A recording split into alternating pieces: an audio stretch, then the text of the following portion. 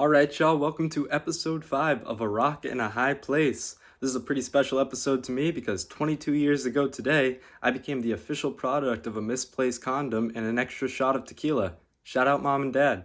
I'm really excited to be filming live on my birthday because there truly is no better way to celebrate than by talking about my favorite subject, me.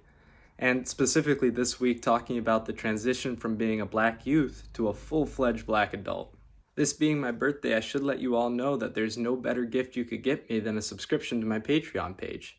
That page allows me to continue making this podcast in better and better quality, as well as continuing new projects I'll have coming up in the future. In addition, I'm going to be starting new social media accounts for the podcast, specifically on Facebook as well as Instagram. So stay tuned, and that's where the new episodes are going to be coming out. Alright, since I'm with my parents this week, I'm going to try to convince them that weed is a cure for the coronavirus. It isn't. And then when I get back, we're going to be starting right in with episode 5 of A Rock in a High Place.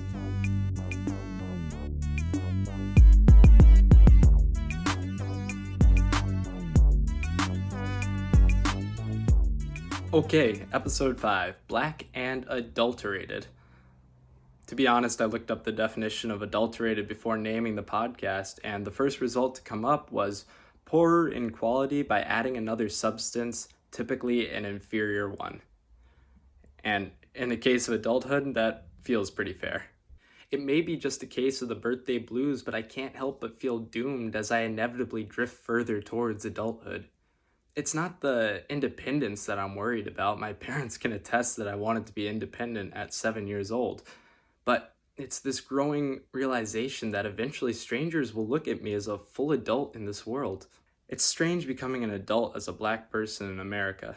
Mostly I find it strange because the process of becoming an adult as a black person can happen at almost any age. It doesn't really matter how old you are as much as what you look like to the person judging you.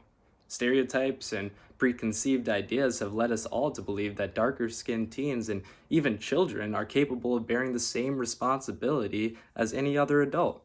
And this is twice as true for black women. The black and brown women that I grew up with would almost always be titled with some form of ratchet, ghetto, or just straight up disrespectful. Without any self-awareness or reflection, kids, teens, and adults would throw these phrases in black girls' faces to the extent that these girls would have to make a choice to either grow up far too young in a world that would beat them down or continue to be shamed for being the exact same as their white and male peers. One of the worst parts of black girls being told they were all these things is that myself and their black peers began to believe them. Honestly, it's no wonder that all the black girls sat together in the cafeteria. They were being bullied and ostracized by almost every single other person.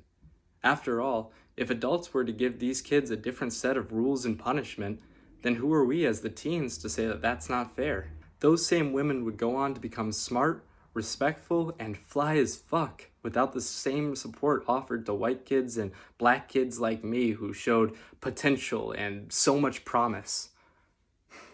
I have to constantly reinforce to myself every day that black and brown kids are just that, kids.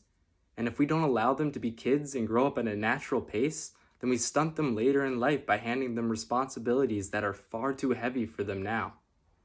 I wanted to speak on all this today because I'm embracing how lucky I am to grow up at my own pace and learn about the world on my own time.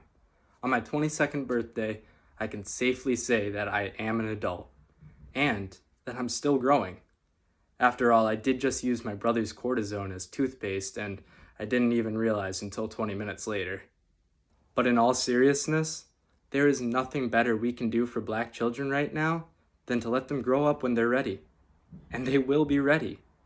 Because if we can provide the nourishment and support that these black children deserve, then the next generation is going to be capable of all the change we wish to see in the world. Thank you, and I'll see you next week.